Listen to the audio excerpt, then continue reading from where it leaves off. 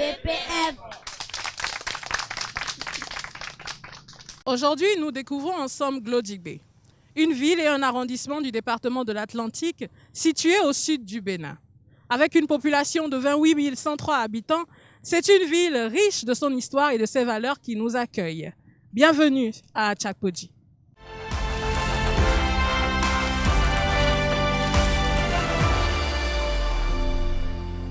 Chers amis, ce soir, nous parlons de la violence basée sur le genre. Une des violations des droits de l'homme les plus répandues, spécifiquement dans cette commune. Et en cette soirée, Marlène partage avec nous son histoire.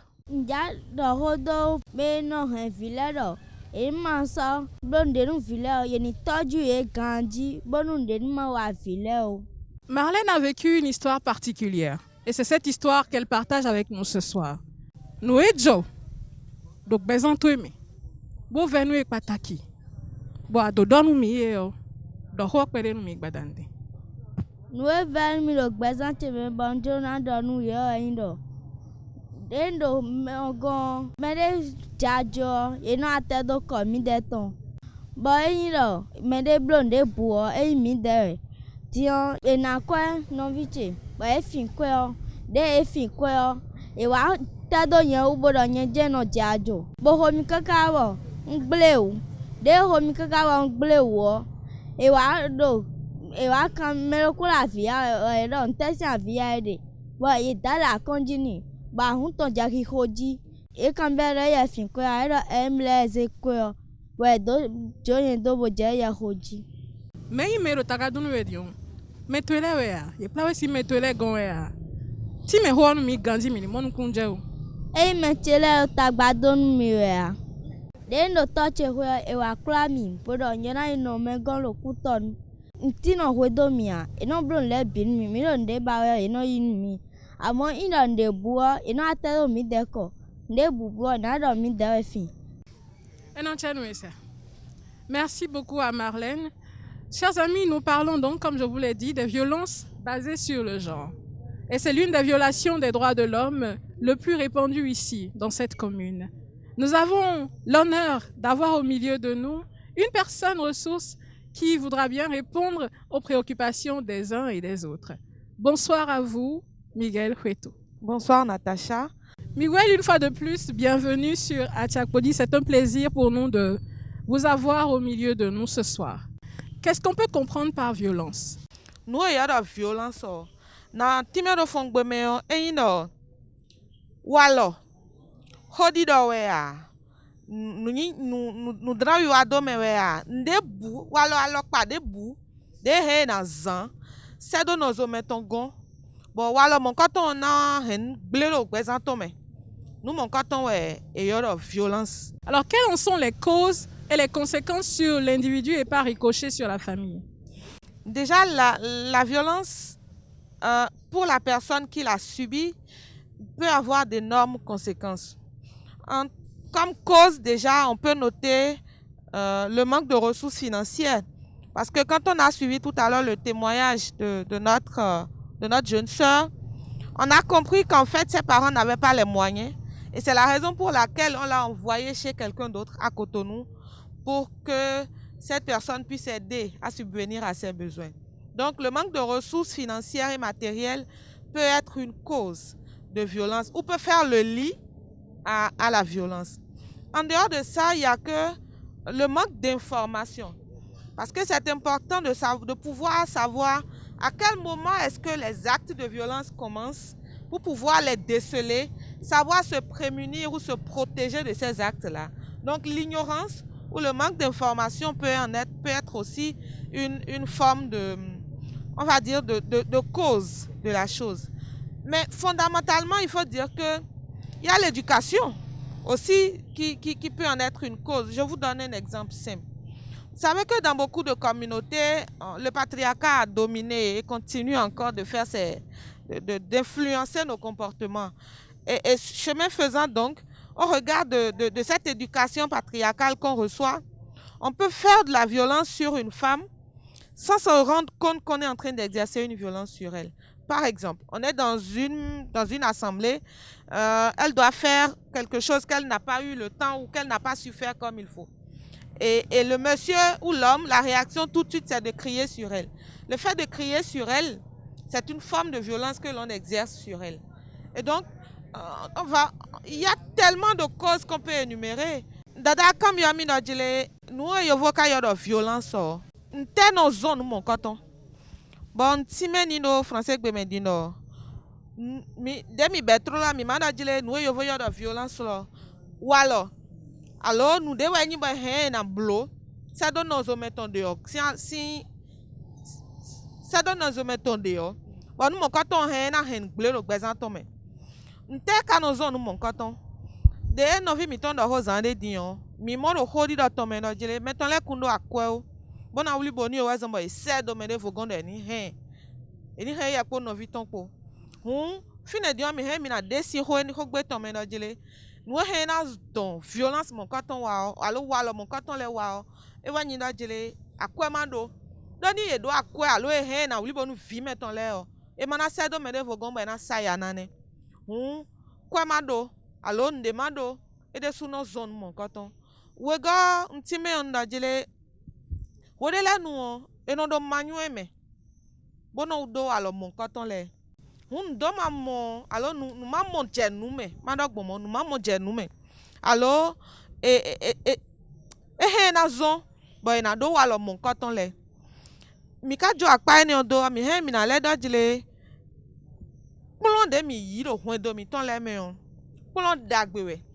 ama polon nu de leti no hwen do mi ton le me wala de leti bo mi yi bo he on ena zon bo ena wa nu nde ma do na wa bo yo voyo do violence o ena wa do no zo meton e ka do bi blowe na tun do jele violence o blodo me on jiwe ede ya do nte utu mo e kono blogbon wala de leti bo mi yi si polon hwen do mi ton le ton me polon de le zombo de su he na nyi he na zombo mi na do walo de yo voyo do violence o wala mon katon nte ka he na he gblero gbezan gbeto ton me mi na mo da jele ni maze nyon lesin apa hwewe alo mi na mo do figege ti yon do ha gege me o ni no sun do hodo we o e kpolo mi no nyon do na zeta ido mo e kpolo mi gbon do ha gege me do to mi ton me alo mi na nyon no asuton wa hwegbe ni pojo no po but de na ze sin wa bona na khule si me o de khule si me o gbon e ja asuton sinu kume a asuton he o do wala de mi yi do kpolo de mi yi de le me o asuton na su horo taton e ka su horo taton ai haya to me mo na mi do nu nyanya wa we ya di de do aliji we ye de bodo ama hosusu mo katon e ka he na zomo no e ya do eniyin wa nu me de o alo eni de jido me de wu me mo katon he na abapo do gbata sinu kan wa eblo mo ni de e je wiyan jini bo he na he nu gege gblero la ton me eni ho yo povu do tomi to me on 5 agbe do e ma so ho yo povu le de o eyin do e ma don to nu yo povu we ya ama eni ho me di de no ho me do kanu mo no die nele bio no yo voyo do violence o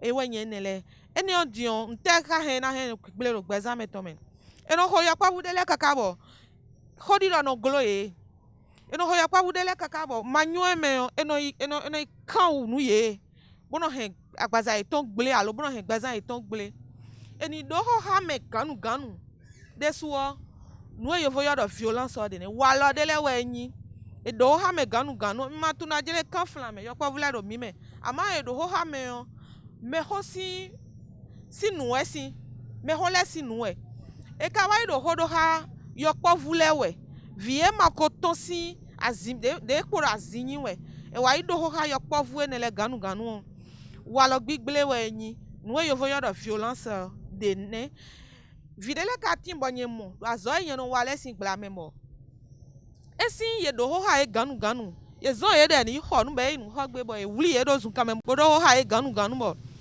e chi gbigba jinu ye bo videle tin kaka je gbe bo e so si hunu bo do ho a be yin nu bo he gbezan iton bigble Hon mina mona jele nous violence boy do yo. Walo gble ne le yo. E no henu gege gble do gbeza me to me. Vide no se do azome. Bon merci yo, e na wli bonu, e na kplo nu vi mon katon. E na fom la do vie ne zun. Alo taton na do we atunde ya. We asi nu kon azome ya. Tama se we nu. E ne le bi se yo. E no zo ma vile we de le nu. E so no do wan yin nu yede ya. Nu e he na blo. Yo eko sodo tamenu ye kaka do ekusi pe wo ekusi blo le o ekusi yin le o ekusi wa le o enele bi no he nu gbero gbezan eton me Dion de non dit non do honu mi kaka mais de do hode bona cambie la voix. La question que j'ai à vous poser est la suivante. Est-ce qu'une personne qui a été violée et battue plusieurs fois peut continuer à vivre normalement? Sinde ndo bona na e wa ina jele eni home ya le o mi ma tuna uvesi sewe no nyinu me a sunu we anyonu we a meho we a yokpovu we a uvesi sewe no nyinu me e ka wa do me mo kato ho e bo yin do po anyi we a bo agbezan ye ton bi o ki ho kere we nyini yo uvesi se kere we do la meni ba e kale wa do ho ha me mo kato ganu kan flan bo ya yin do po anyi we a me mo kato nu gege na gblero gbezan to me trolo weo nu medel eno wa medele bo mi mode eno bio meme blon do ho blon do nko we wa medele na ti mo ni mi na no mi pe yo mi na no mo da jile idele o e no bana e son bana bio meme a bo e do agume no do idele e no do fide ye dero pono ni mi ba do na kaka mi na mo da jile nde we ko wani bo mo gbeto le a mo ni mo sunu le a lo ni mo nyonu le o kasino di adono hui bata mon katon ena do acheji do gbezanton me aite honu wele binu ena do acheji e so si voa e so si yi bizonli bona gbon ha me di de me binu gbongbon an ni no azome we kano yi o nu mon katon he na zo mo vi mon katon alo me mon katon ena jo azome do mi na mo do wele no timbo mi ze nyonu vi di kanflan de do azokpon e bo eno do di de do e we binu eno do zunzun ya bono do hi hwe la binu me mon katon e wa jefi de na jebonu e ma do akon pipan de na do a alo ma do me de do gudo wa me ona no do ni no e o ma pon fine o a he ana blo e wa nde a we tunu e ba de o me de ma do fine bona siku no ne honhon mon katon a e ma nyon blo a ide na homo e so na ya zo mon katon me ado e bi ogbeton le me ya wi ana no hui e ka wa jemo e no ve o ama edo yiyi we o bo clean for bo jai yo no e bi o me ku ino eni chifi eje o e he na chite e we ino ete me de 13 bo nu mo katon we o pepepe na ve u ni do ni level wa meleme ama ni e wa zo he bo he alo ni bo de do aliji o me mo katon dede o e he na level wa nyi wan we de no yo vo yo confiance en soi o e he na level ado bona siku level bio meme bo sona di hesia ado de sona no huye sona no acheji a ama nu mo katon choba na siku apewo ehe na bro hwe ne bide eno jo bo wala de hoda mi de ne le eno zaha me de lebo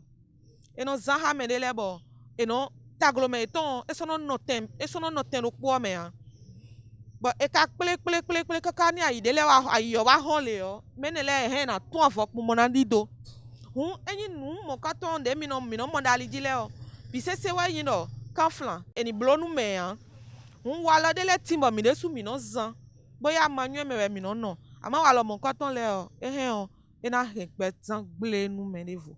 Merci beaucoup Miguel. Nous allons prendre une autre question dans le public. Est-ce qu'il y a une autre question?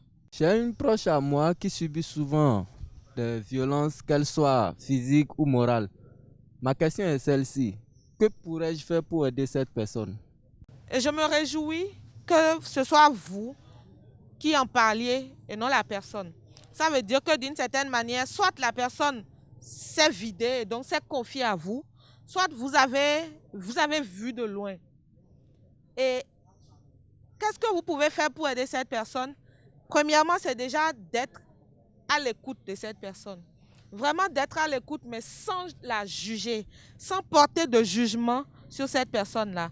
Parce que ina jele me de do wa lo mon katon si gbla me bonu e hu gen be wa mo me bodo ao fofo alo dada ni le ro gbigbo mi we e ma le nyon e ma tunde na le vo yi gbon e na le nye dogbe e ka nye dogbe o e sa na vivia ko de ro na do e sa si do a nde na bio mi o mi he o mi na po me te ka we no me de tele we no do ya mon katon ni taton we a no ton we a me gon we de a ene le bi we mi he o mi na pon we go mi he o mi na do ho he bona pon no nten do e do de ma ho do de wa ku no do kenwo mo e ro e mi he mi na ibado na mo na pon no nenu okono yin gbonbo do fio e ye je we no do dide do e ye je no do hi ho we nenu yin gbon do mi ma tunde si bibe a mi si tunde mi na nwe kan ton gbon mi he mi na imwe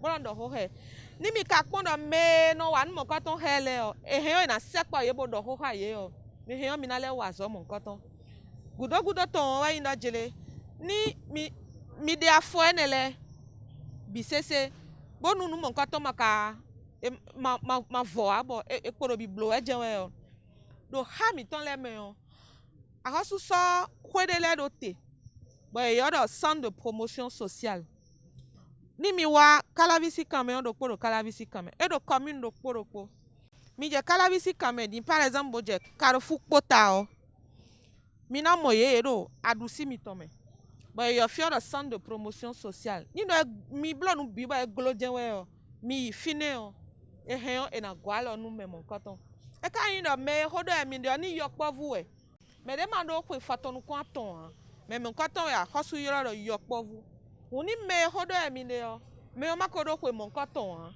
mi he o mi na yoro numéro de le sorote numéro ani 138 138 ni mi yoro numéro mon koton nu mi na do nuero jijo we o mi do de na gwa lo nu me mon koton gbon e he o na le vo pon ha mi na do suta na we yin do ete o sendo tome mado when mi ton mesin lede plan de mi yiro henu mi ton le lode ama sende sule do tome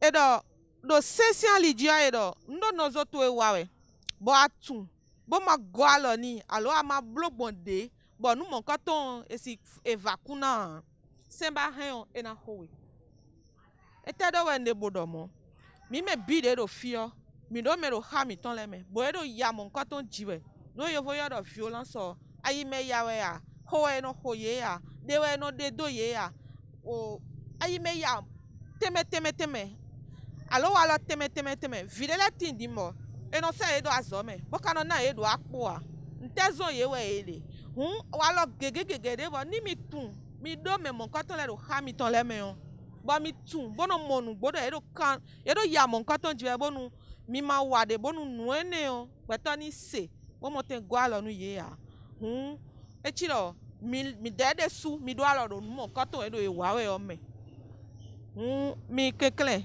bonu e gwa lo no zo ni gbon ali ene on bo gbon apa ene on lo kwe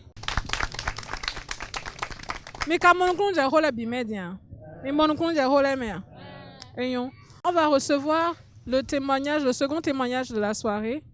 Demi no ko gbe ma ti wa o mama ro pa film ro emi no video mo gan ba na se nu mi wo ni na ino ogorun bo ma che yin gbe ni bo yi de yo ese mi do mama ro po mi no mama gan ni de ko viton le po ro fine viton civile demi no fine viton civile jaje na ro yan efin e ya yin ru ya no se na je zo yi ro je meto le ba do fi la yo ya je o no bro ka viton de so afin wa pra mi bo yi go viton gan o le sa si ni gbon o no ne ahio me po bisapo ko won isa no le ni but mama le wa don mo le apra mi wa fi o endo na ye kwe wo de viton sunu wa ro viton je yen na ye kwe go vi o yo je ki ko mi ji ro je furu ka na ye kwe ma che o yi kwa le ji bom de yi ro ma che se ro na do go nu ma che ro na wa kwe go mama ro je mi ko yo ko ro go mi ton ro ma che mi ku yi kwa de bo le ji me pra mi wa ye kwe wo na ye kwe wo ndo mo ma che na ye kwe o ma che ro mi na se me pra mi do we na pra mi bo Merci beaucoup pour ton témoignage. Alors, Miguel Hueto, Kone meya. Ni kandere.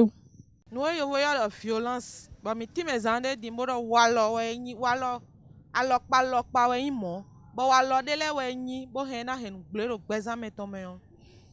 Mi se dada si hodi mi mono jile ede suo azokpon we ede. Bo ka se do hogbo nu modo ni wazo ni blo bon. Defo levane na gbo ye kan ni o me bona bio mi. Vi me de voton de do mi kon. E do na hen vi me de sutondo. De ma hen vi me de sutondo wa. E do ya sanu vi mon katon lewe yo. Ni do semba jawa home yo. E so no pondo. Meton ya nya. E o amai meton. E o me ho anya. E o yopo wa anya. Semba do mena ho yo. E no home bo no fe wo. We ga we indo eten. E do eni saya nu me yo. Alors pa gegeji we de bo mi ko do san de din. Akpa ko ro poti mo ndo abon kabana do. Ya sanu me yo. Do po wa yin do jile. Ye ni sunu. Boro na gosi kwegbe we zanzan. Alo do nyonu o asimeton ko me ko do jre. Alo zingidi de ko joro metetin. Boro na gosi kwegbe we. Ba si zingidi de ko du so utu o. Edo e o egbe o a na ten dudu kwa we. Nduru kwa ti ten me. E ka tun ganjira me jile. Mi we yido a kondo mi na mbolo. Walo mon koton. E ja hosu sinu kon. E de sunyi ya sanu me. Do we nu enyo nu o ma vora iha me ya. Vie lo finele do na vo ya. We nu enyo nu o. E do uvesi se me yo.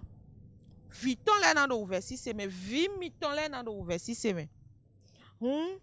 Nyena biwa mi kpondo jile. Nde kunyi yeni kpondo jile o mede yo nyewe ya. Alo mede yo meche we ya. Bona saya na. E kunyi ndagbe de buo. Vile o. Dele no ti. Yasa nu mede fo levone. De ajivi. Bo vio. Nou wi waton le bino sekpo nou le. E ya joni e pon. Kwa fisi nou. E wanyi ndi bono jure. Beka ya zome kaka bodo CP. Do tomi tome a hosu do jile chobe na kplon vide na ikplon azo. E do na do kwe wo ene. Chobo na yi azo kplon kwe. Vi mando kwe mon katon ambe so da zo kwe de do ni ikplon azo ya sanu viwe imo. Viwe azo me we ka ya. Bo kaka bo blo primaire. Bo ablo secondaire bodo bac. Bo vi mon katon no a nou le we dromi bon jonan blo. Parents de la noti, to de la non de la noti mlo o de nye dro e nan blo. Ene de suo ya sanu viwe. Do azo e me mi se do enyi nu e dre o a, enyi nu enyi wana o a. Nu e makayi wana, ma tu no ekusi no blo kaka so ikpe o a. E ma blo ikpe a. E na hen gbezan ton gble. Bo kana le hen mi me enyi tobo ino. E na hen gbezan mi ton gble. Do vi mon koton e we no mama so. Ni mi ma so do hon vi mon koton e na go alo. Bo na pon mi deleji.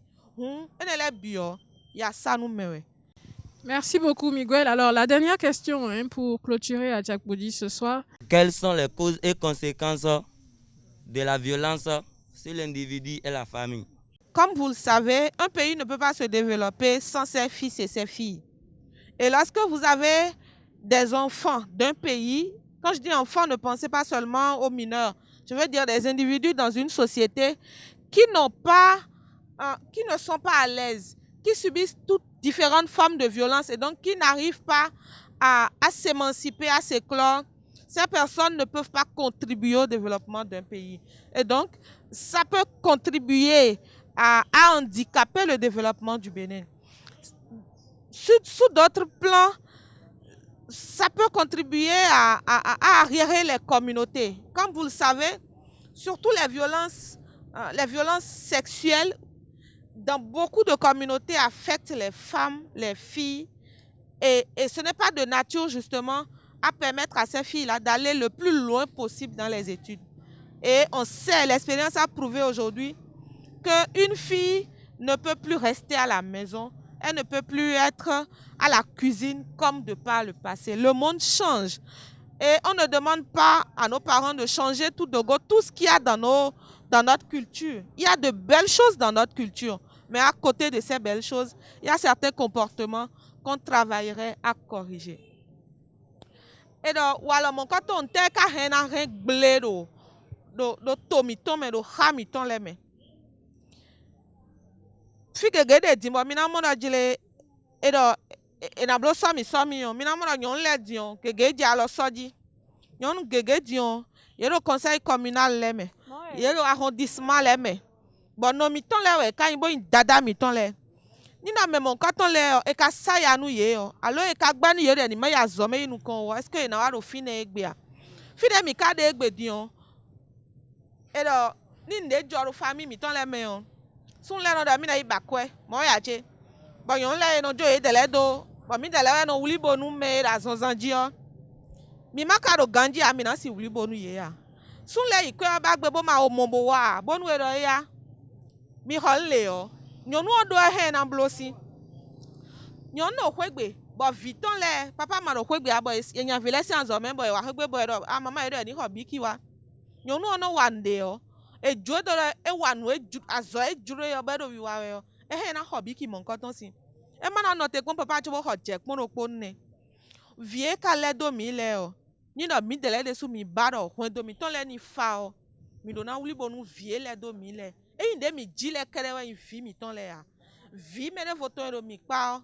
to me fisi vi we yin ka me fisi vi we yin hu mi do na ko mi de le do po bo na blogbonde bo yasanu me e na gosi ha mi ton le me yasanu me o ka sun le kere we no saya nu me nyon le lo no saya nu me do e do vi ro me gon horo vidin yo e ma nyon le no yi vi ro me gon ache hu nyon le we no gege eton ewa no do wa lo gbigble ne le ama yokpovu le lo yokpovu de le lo no sayanu no zo eto yokpovu do manyu eme ne no blogbon e no ya zo me hwe de le nu bo vide na wa po me ko na no class vie ne dion kanflan e ya dion ko klo kaka bo une kaka be na gbonu kometon le no jesu zunji o hwa clothing pata pufu hwe hwe de be no jesu zunji ya sanu me we nyinu mon koton de so no yo yo violence do po level ne mina kekle bona te ko ma walo mon katon le mina desi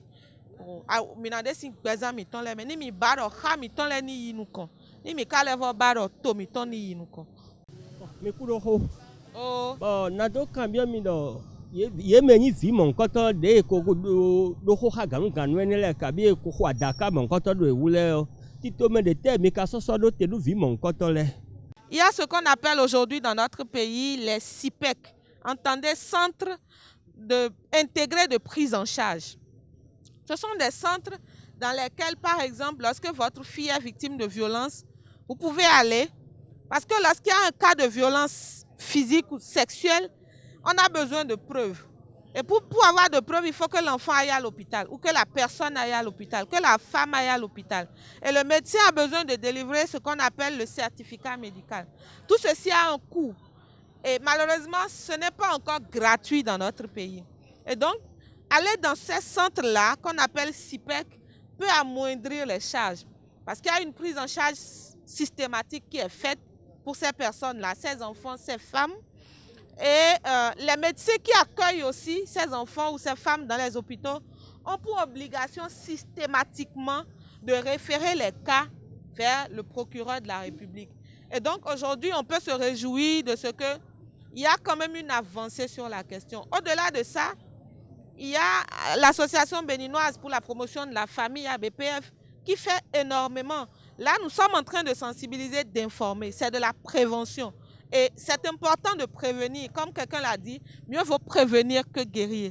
Et donc, c'est sur ces mots que je voudrais dire merci à ABPF pour cette initiative, à Tchakpodi, qui, je pense, aborde la question, mais de façon vraiment adaptée à nos réalités socio-culturelles. Et à travers ces creusets-là, donc, apporter l'information aux gens et pouvoir les écouter, être plus proche de ces populations, je trouve que c'est un travail formidable. Nous avons le privilège d'avoir l'ABPF à nos côtés ce soir. Ils nous en diront donc plus sur les mesures d'accompagnement prises de l'autre côté. À part les sensibilisations que l'ABPF fait sur le terrain, à travers ses volontaires jeunes et adultes, elle a des contrats avec des associations de jeunes et de femmes, dont l'AFJB, Association des femmes juristes du Bénin, et WILDAF Bénin, qui luttent contre les violences basées sur le genre. Elle a aussi une collaboration avec les centres de promotion sociale et réfère les cas dont elle a connaissance. Lors des références, le volet clinique est pris en charge et psychologiquement, un accompagnement est fait également. Merci beaucoup à BPF. Qu'est-ce que vous avez retenu de tout ce qui a été dit ce soir? Nous, John Way. Bon, il y a des soins fidèles de Dieu. Quelqu'un qui nous carrément retrouvé et soupe. Amo viro me gosi hode do ede yo. Nu John Boy na zedo aimenu medu. Vi hele do de do ihe gbon yon a. Do abia tanto pa dion. O vide do tanto pa sin. Ne le dion. Bodo tomate sa mena sande. U sa to gouvernance America ina do kenin du nu sa to gouvernance mo be na jai. Vide na jai bo mi de zimi jana na mo bra gwa lo na bo yi kwani bo na hondu. Esin de kwesi akwa di ya me ha. De do ni sanu bo hen wa kwe bo me ha. Eni le yin uve. Ena chanu mi. Nu ko de mizewa. Amo nu mere do fide. Bodo uve do nu vile je we o. E jale so ni gobio e de le me. Do fide e ye de so de din. E do mo to na yon. Bo vi mi tan le na mo vivo. Ena chanu mi la si pe la horo pon fufo. Savourons à présent une des richesses culturelles de Glodjibé avec Alomanzé et son groupe folklorique. Alo hedo iwe wa iwe lo ipepe fusimele mi bi maro dagbia ABPF bekon bon fibo ado ran megbe mi egbe yon me on we zon bok bekon wa fi yin lo vi mi ton le ojijo de mi na zan lo hen vile o ewe zon bok bekon wa te yeme egbe o mi no mo vile no rovu sawe ene me yo ade simboro di do ne kuyo sensibilisation ene wa zon bo ye wi no bekon wi mero télévision sinu kan boro bekon pon wi o do to jijo de we no zan do vie wa gbe fi ile bikuyo droit d'auteur men do po we do yin ache pipaton vie jile ho ye de su ye do ache itan mamodian bekon do ran megbe mi le asi penu mi de ena chenu mi bi ijo mi do wa bodo e alo no pon mesin kan we ro e a jijo de emi na zan ba no ke me fi wi me yin sunu vla no fo alo ma ze bekon wa bodo le ran mi ton we e alo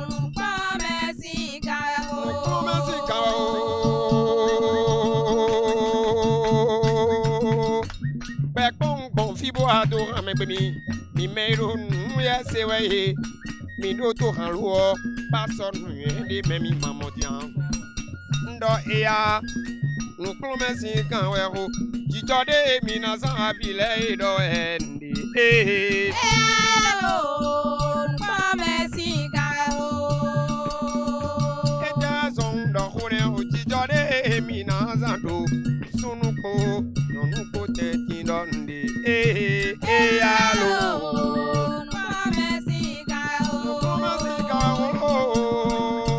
Cleume mati meni tovile egbe yo me mi no mo akimi to le me bla no fo le no no akpaye mai yo po futon ino soro sodo tani bineno da pan hewe alo ke kunyo we de we fi onando aso egbe tona waru ke me fi o ime ime ho akpaya ma siku he o ano so to do yo po bunta o alo ma zero ne o kunyo ene o wezumbo me yo le wa la violence des enfants ye tele wa ABPF si me le wa budo ne ne kunyo mbere mbila gbe kondo di dora walo ene kunyo api ori mi ton le me gbe o vie ma do we de jan agba e ma yi agba to ena re o eno do kin wi gbe kondo ne kunyo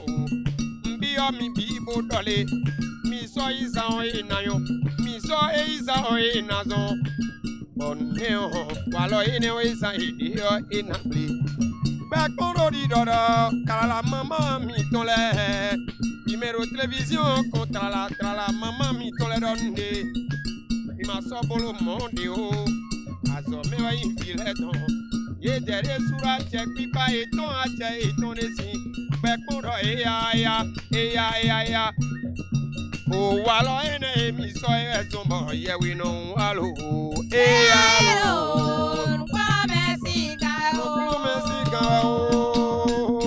Atakpoji we mi wa monati meni to vile dole jijo mi ton hello nukwa mesiga o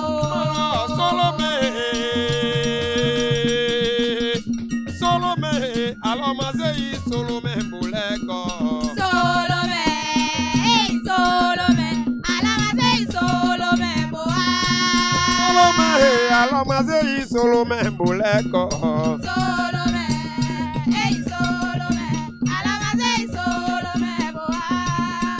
Oni to don wa Baba ete wa winizo Aja oni to don wa Baba ete wa winizo o ha pa bi enada si salama tene wale Solomé alama sei Solomé boa alama sei Solomé boleko Solomé Solomé boa Solomé gbagbo yi Solomé boleko Solomé alamazei Solomé boa Kaya kima no kwati ajije hizi do yenwe Akaya kima no dwaji ajije hizi do yenu hizi tabatu hizi do yenu Akaya kima no dwaji ajije hizi do yenwe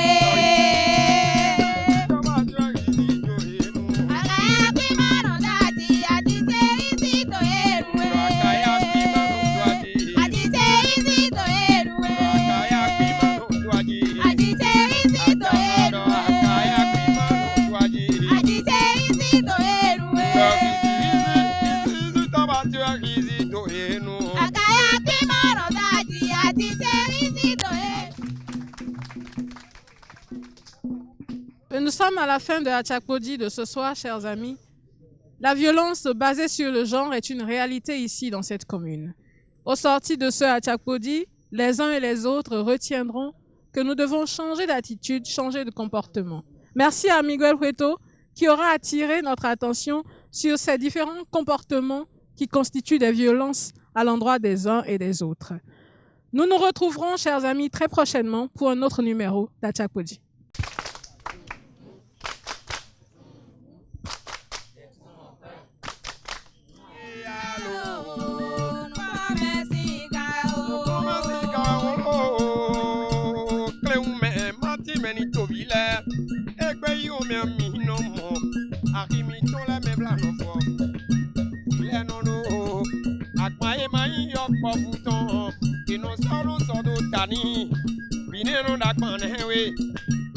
Alors que kunyo we de we Fernando azoe gbe tona waru ke me fio ime ho akpaya ma siku he o anon so to do yo pobun ta o alo ma zero ne o kunyo ene o wezumbo me yo le hiwa la violence des enfants ye de le hiwa ABPF si me le hiwa budo ne o kunyo mbere mbila gbe kondo di dora walo ene kunyo api ori mi ton le me gbe o vie ma do we de jan agba e ma yi agba to ena re o eno do kin wi gbe kondo